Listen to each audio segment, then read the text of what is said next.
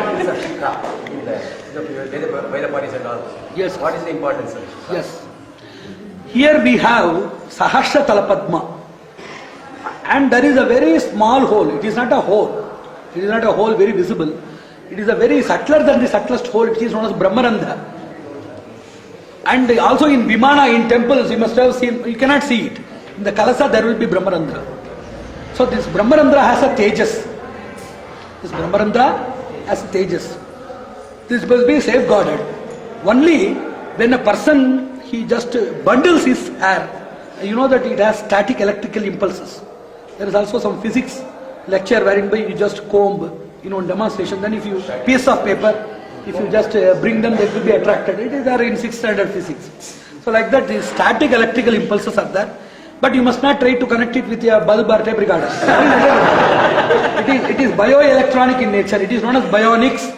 That is why people used to say, the problem with mechanical instruments is, they are not giving you real energy. You are having a bionic field. They are having a geonic or metonic field or mechanical field. Both things are contradictory to each other. Like that, by collectively bundling this, there are two things. Where you have to remove the hair and where you have to collect the hair. This is, if you want to create a centralized pressure, you might have read about centripetal and centrifugal forces.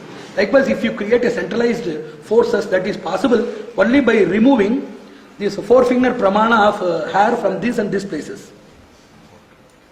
If you collectively bundle like this, just these women they are doing, and so many people like the Kung Fu masters, they are having tufts and various other things you might have seen in Chinese films, martial arts films.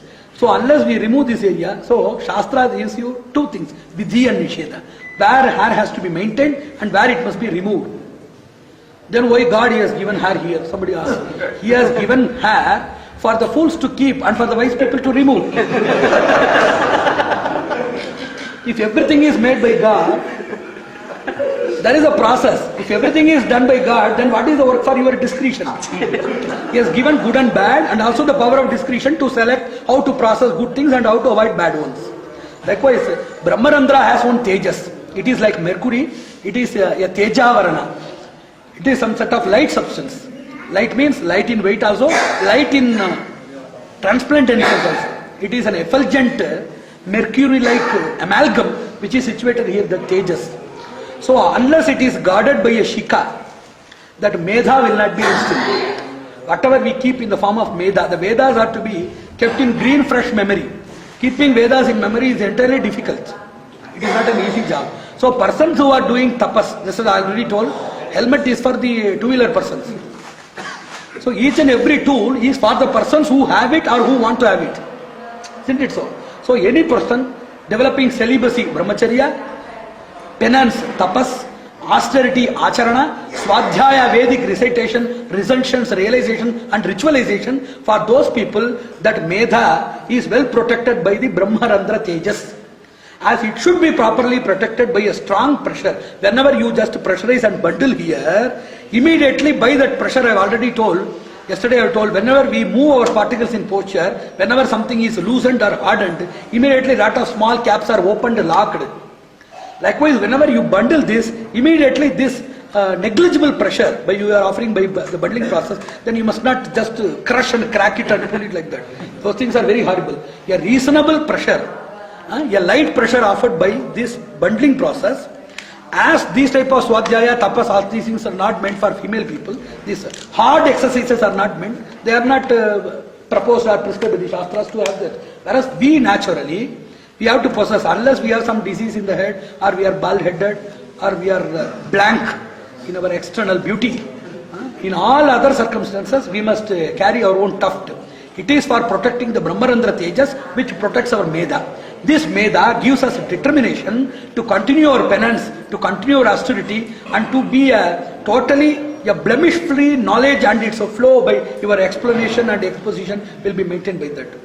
So that is the reason for shika. There are innumerable shikas also. One is there is Gokshura is there, Ashwakshura is there, then Lavakshura is there. These things are colloquial names. I am telling about Shastric names. Then Purva Shika and Upper Shika is there. Purva Shika is, they will keep here. There is only one Shika known as Purva Shika. Only Shika must be kept here. But due to the invasion of culture and change of time, it has shifted to two places. One is here for Nambudris and one is here for the Upper Shika people. Though actually Shika was only here. Because you know that Shika means the flame. How the flame of the Agni goes. Have you seen the flame of fire? How it goes? Like this. Like that here you have to prescribe the Shika. You might have seen in all Muniva, there's a Munipungavas, Rishis, they will be having Shika here and Diksha here. So Shika is here as per the Shastras. Now due to the various transformations of social standards, now the Nambudris and Chidambaram Dikshita, they are having Shika here. Now this Apra, yes, here. Like one side ear of Mickey Mouse, huh?